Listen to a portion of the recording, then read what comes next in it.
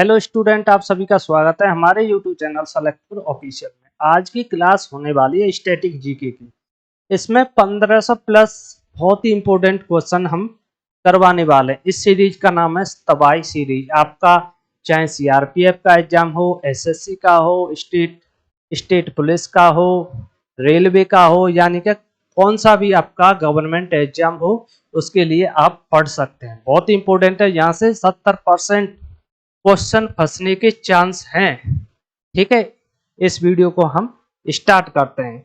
जितने भी क्वेश्चन होंगे, ऑप्शन होंगे, जिनसे भी जितने टॉपिक कवर होंगे हम इस वीडियो में कवर करेंगे। ठीक है, इसमें देखेंगे पहला क्वेश्चन, हड़प्पा सभ्यता का कौन सा नगर तीनों भाग में विभाजित था? कौन सा था? धौलावीरा, जो कि गुजरात राज्य में स्थित है। किसमें? गुजरात राज्य में स्थित है। कालीबंगा किस राज्य में स्थित है? ये आपका राजस्थान में स्थित है। ओके, राजस्थान। अब कालीबंगा से एक क्वेश्चन बनता है कि कालीबंगा में किसके प्रमाण मिले थे? जुते हुए खेत के प्रमाण मिले थे।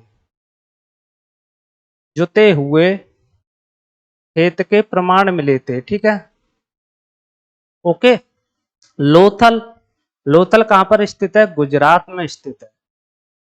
और यहाँ पर क्या बन रहा है? हाल फिलहाल में समुद्री संग्रहालय का निर्माण हो रहा है। ठीक है, समुद्री संग्रहालय।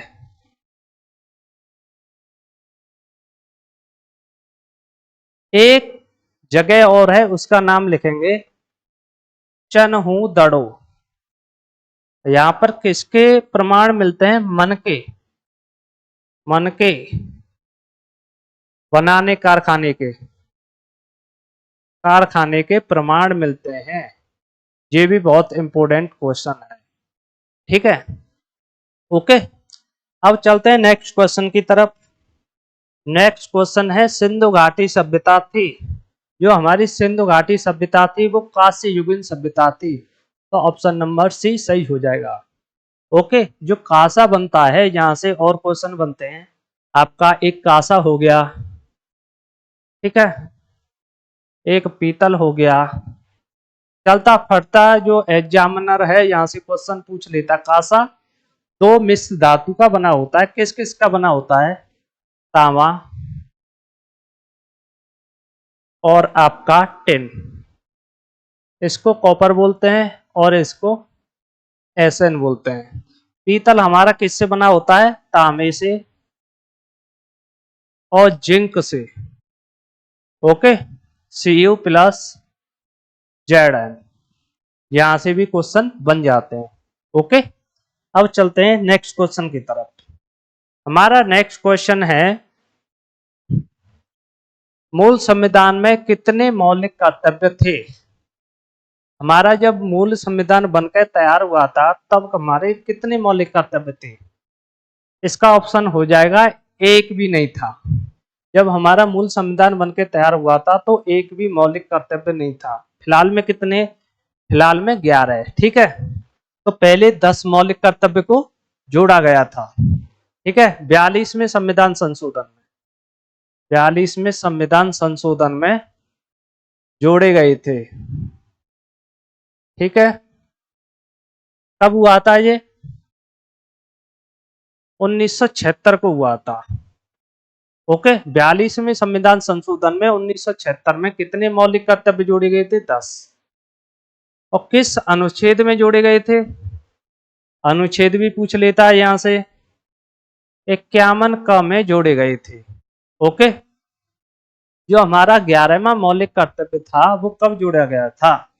11वां मौलिक कर्तव्य, मौलिक कर्तव्य कब जोड़ा गया था? आपका 86वें संविधान संशोधन में 2002 में जोड़ा गया था। ओके, अगर क्वेश्चन यहां से ये पूछ लेता हमारा मौलिक कर्तव्य किस देश से लिए गए थे? किस देश से लिए गए थे? रूस देश से लिए गए थे। ये भी क्वेश्चन पूछ लेता है। ओके, 10 हमारे क्या है? मौलिक कर्तव्य हैं स्टार्टिंग में, फिर 11 हो गए। ओके, 8 क्या है? आपके मूल संविधान में अनुसूची थी, अनुसूची।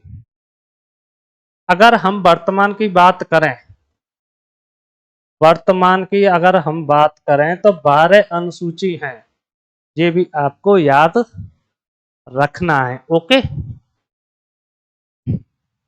अब नेक्स्ट क्वेश्चन है हमारा, कांग्रेस की पहली महिला अध्यक्ष कौन थी? जो हमारी कांग्रेस की पहली महिला जो अध्यक्ष थी वो सरोजिनी नायडू थी। ठीक है, अगर ये क्वेश्चन पूछ लेता कांग्रेस की पहली महिला अध्यक्ष कौन थी तो एनी बेसेंट हो जाता। पहली महिला अध्यक्ष, ओके, पहली महिला अध्यक्ष कौन थी? Annie Besant. सरोजिनी नायडू भारतीय महिला पहली अध्यक्ष थी कांग्रेस के अंदर। ओके, इनकी एक पत्रिका है कॉमनवेल्थ, कॉमनवेल्थ, ठीक है, सरोजिनी नायडू की। और इन्हीं के दिवस पर, इन्हीं के दिवस पर कौन सा दिवस मनाया जाता है? इन्हीं के जन्मदिन पर कौन सा दिवस मनाया जाता है? 13 फरवरी को राष्ट्रीय महिला दिवस मनाया जाता है। कौन सा? राष्ट्रीय महिला दिवस।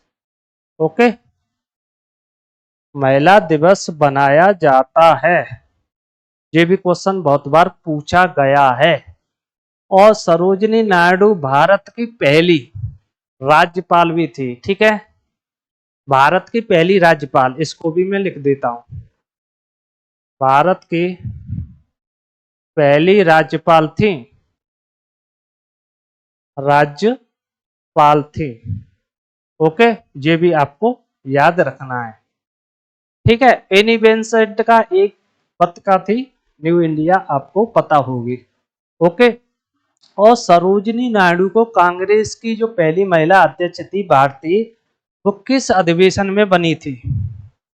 1925 अधिवेशन में, कानपुर के अधिवेशन में इन्होंने हिस्सा लिया था। ठीक है, 1925 के अधिवेशन में कानपुर में इन्होंने अध्यक्षता की कांग्रेस की। ओके, अब चलते हैं नेक्स्ट क्वेश्चन की ओर। सम्मान सिविल संहिता का उल्लेख किस अनुच्छेद में है? Very very important question. ठीक है, अनुच्छेद 44 में राइट आंसर। अगर हम बात करें सम्मान सिविल संहिता अनुच्छेद 44 में स्थित है, तो ये भारत के ओनली एक राज्य में लागू हुआ है। उस राज्य का नाम आपको बताना है। उस राज्य का नाम है गोवा। क्या है? गोवा प्रथम राज्य है जिसमें सम्मान सिविल संहिता लागू हो चुकी है। अगर हम बात करें अनुच्छेद 17 की, तो छुआछूत, छुआछूत इसी को क्या बोलते हैं? अस्पष्टता, अस्पष्टता। ठीक है, अगर अनुच्छेद 40 की अगर हम बात करें, तो आपका ग्राम पंचायत का जो गठन हुआ था वो अनुच्छेद 40 में हुआ था। ग्राम पंचायत का गठन अनुच्छेद 40 में हुआ था। अगर हम बात करें अनुच्छेद 79 की, तो एक हो गया 79, एक हो गया 80, एक हो गया 81। तो इन अनुच्छेद में क्या क्या आता है? 79 में क्या आता है? संसद का वर्णन किया गया है, संसद। 80 में राज्यसभा का वर्णन किया गया है।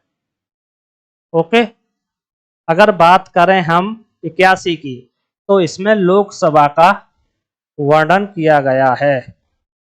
ठीक है, सारे वेरी वेरी इंपॉर्टेंट क्वेश्चन है, आपको याद रखना है। एक क्वेश्चन और बन जाता है, जो हमारा सम्मान सिविल संहिता है, ये संविधान के किस भाग में आता है? ये संविधान के भाग 4 में आता है। ठीक है, भाग 4 में। ठीक है, किस अनुच्छेद तक आता है? 86 से 51 तक, 36 से लेकर 51 तक आता है। ठीक है, अगर हम बात करें भाग 4 में क्या है? भारत के नीति निर्देशक तत्व इसी को क्या बोलते हैं, डीपीएसपी भी बोलते हैं। किस देश से लिए गए थे, आयरलैंड से लिए गए थे। ठीक है, भारत के जो नीति निर्देशक तत्व थे कहां से लिए गए थे, आयरलैंड से लिए गए थे। ये भी क्वेश्चन बहुत बार पूछा गया है। ओके, अब अगला क्वेश्चन हम देखने वाले हैं, कार्ल लैंडस्टीनर ने किसकी खोज की थी, इसका आप आंसर बताने वाले हैं। ओके, जल्दी से बताइए इसका आंसर। कार्ल लैंडस्टीनर ने किसकी खोज की थी।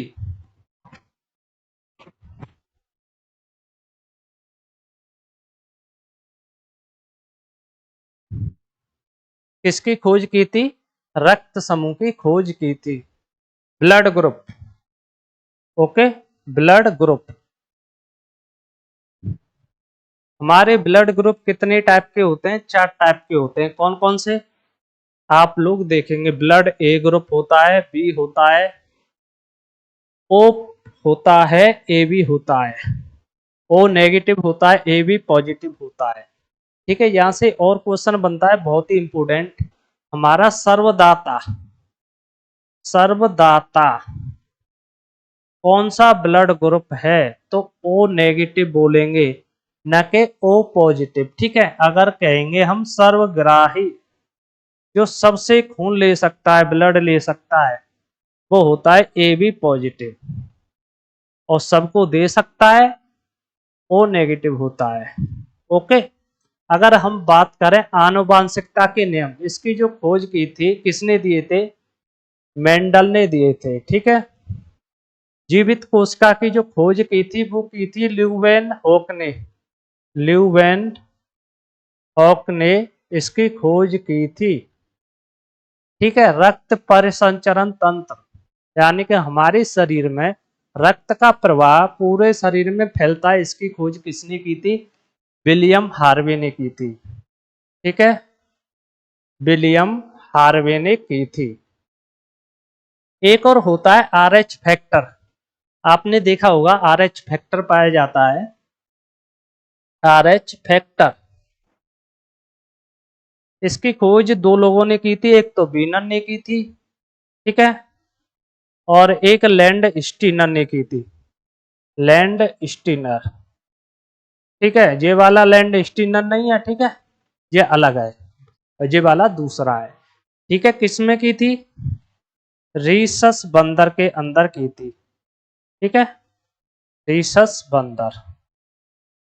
ओके, यहां से एक क्वेश्चन और बनता है ब्लड से, ब्लड क्या है। ठीक है, एक तरल संयोजी ऊतक है, इसको भी आप लिख लेना, रक्त एक तरल संयोजी ऊतक है, तरल संयोजी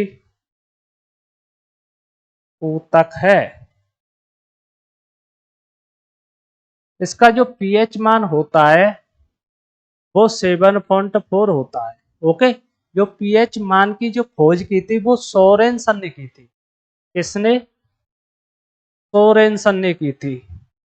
सारे जितने भी क्वेश्चन मैं बता रहा हूं, फैक्ट बता रहा हूं, बहुत ही इंपोर्टेंट होने वाले हैं। ओके, अब चलते हैं नेक्स्ट क्वेश्चन की तरफ।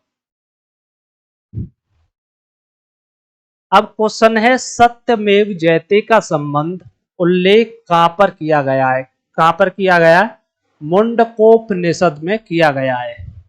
ओके, सही आंसर हो जाएगा। अगर हम बात करें ऋग्वेद में क्या किसका उल्लेख किया गया, ऋग्वेद में किया गया 4 वर्णों का उल्लेख, 4 वर्णों का उल्लेख किया गया है। कौन से मंडल में, 10वें मंडल में, किस सूक्त में, पुरुष सूक्त में। ठीक है, 10वें मंडल के पुरुष सूक्त में 4 वर्णों का उल्लेख किया गया है ऋग्वेद के अंदर। ज्वालोपनिषद में किसका उल्लेख किया गया, 4 आश्रमों का उल्लेख किया गया है, ये भी इंपॉर्टेंट है, 4 आश्रमों का उल्लेख किया गया है। ओके, आप सभी को ध्यान रखना है। ठीक है, नेक्स्ट क्वेश्चन है, मिश्रित ग्रंथि कौन सी होती है। आपकी पीयूष ग्रंथि, एड्रीनल ग्रंथि, थायराइड ग्रंथि, अग्नाशय ग्रंथि। इसका सही आंसर हो जाएगा अग्नाशय ग्रंथि मिश्रित ग्रंथि कहलाती है। ठीक है, क्योंकि इसमें से क्या क्या निकलता है, एक तो हार्मोन निकलते हैं, ठीक है, हार्मोन निकल गए, और एक एंजाइम निकलता है। एंजाइम, एंजाइम क्या होते हैं, पाचक रस होते हैं। ठीक है, अगर ये पूछा जाए कि कौन सा हार्मोन निकलता है, तो इंसुलिन हार्मोन निकलता है, इंसुलिन हार्मोन। ठीक है, किस कोशिका से निकलता है, कहां से निकलता है, अग्नाशय ग्रंथि से निकलता है। किस कोशिका से निकलता है, बीटा कोशिका से निकलता है। ये भी क्वेश्चन बहुत बार पूछा गया है, बीटा कोशिका से निकलता है। ठीक है, अगर इंसुलिन की कमी हो जाए, इंसुलिन की क्या हो जाए, कमी हो जाए, तो कौन सा रोग होगा, मधुमेह रोग होगा। इसी को क्या बोलते हैं, डायबिटीज भी बोलते हैं। और अग्नाशय ग्रंथि को ही पूर्ण पाचक रस भी बोलते हैं, पूर्ण पाचक रस भी बोलते हैं। अगर हम बात करें पीयूष ग्रंथि की, तो पीयूष ग्रंथि क्या होती है, इसे मास्टर ग्रंथि भी बोलते हैं। ठीक है, मास्टर ग्रंथि भी बोलते हैं। ओके, एड्रीनल ग्रंथि से कौन सा हार्मोन निकलता है, करो या मरो, या फाइट एंड फ्लाइट, भागो। ठीक है, करो या मरो। अगर हम बात करें थायराइड ग्रंथि की, तो ये क्या है, सबसे बड़ी अंतस्रावी ग्रंथि है। ये सबसे बड़ी अंतस्रावी ग्रंथि है, अंतस्रावी ग्रंथि है। ठीक है, इसको भी आपको याद रखना है। ठीक है, अब चलते हैं नेक्स्ट क्वेश्चन की तरफ। ओके, नेक्स्ट क्वेश्चन है हमारा, वेदों में झेलम नदी को किस नाम से जाना जाता है। जो वेद होते हैं हमारे, पुराण होते हैं, वेद होते हैं, उसमें नदी को किस नाम से जाना जाता है। जैसे झेलम हो गया, चेनावर हो गया, रावी हो गया, इन नदी को किस नाम से जाना जाता है। तो झेलम में, आपको वेदों में झेलम नदी को वितिस्ता के नाम से जाना जाता है। ठीक है, अगर हम बात करें चेनाब नदी की, तो चेनाब नदी को किस नाम से जाना जाता है, अस्कनी। ये चेनाब नदी हो गया। ठीक है, अगर हम बात करें रावी नदी को किस नाम से जाना जाता है, रावी नदी को, तो हमारा हो जाएगा परुषणी। ठीक है, ये वेदों में नाम है। अगर वेदों में अदन्या किसको कहते हैं, गाय को कहते हैं, गाय को अदन्या वेदों में कहा जाता है। ओके, ये आपको सारी बात याद रखनी है। ठीक है, अगला क्वेश्चन देखेंगे, इसका आंसर आप लोगों को बताना है। विशाख दत्त द्वारा कौन सी पुस्तक लिखी गई थी, इंडिका, मुद्रा राक्षस, कादम्बरी, नन ऑफ दीज। इसका जो सही आंसर हो जाएगा, वो हो जाएगा मुद्रा राक्षस। किसके द्वारा लिखी गई थी, विशाख दत्त के द्वारा लिखी गई थी। ओके, कोई दिक्कत।